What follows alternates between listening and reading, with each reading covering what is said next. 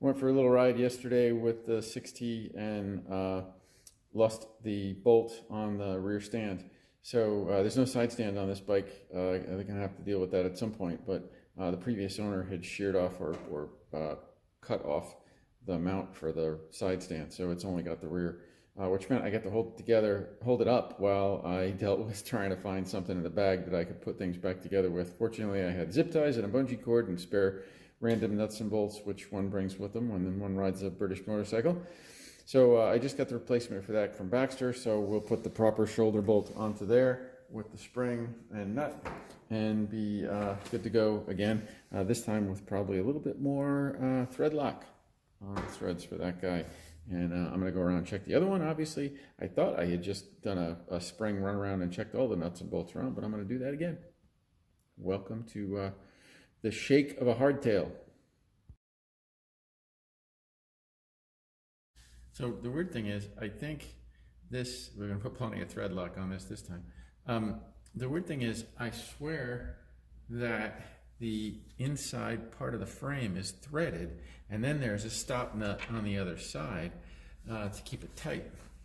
I'm just going to take some of the weight off to get that through there. So it seems really funny that it would let loose. I don't know.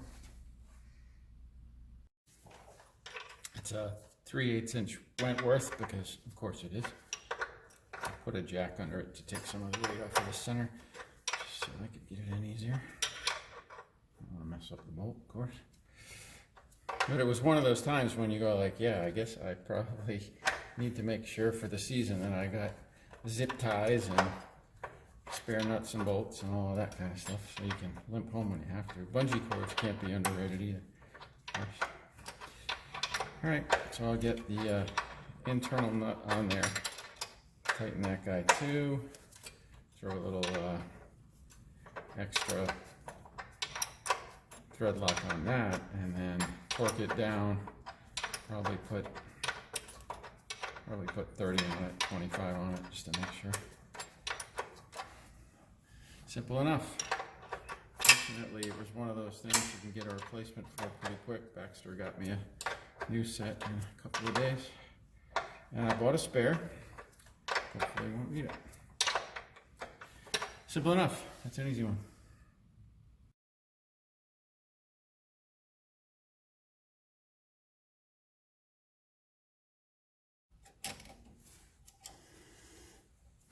Using a brake tool to hook onto the rear spring anchor, and then pop the return spring onto the pin, hopefully without injury.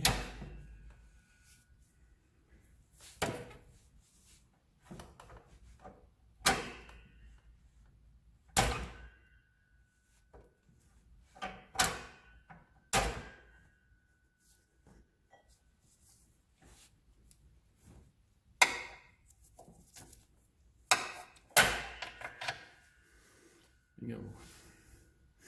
So return spring back on, torque this down to 25, put some thread lock on the retaining nut on the other side. I'm going to go around and check that. I think I'm going to check everything while I'm at it, because I was right. The frame part is threaded, so how I lost that between the retaining nut on the inside and the threaded piece, you'd think there'd be no way that's coming out of there.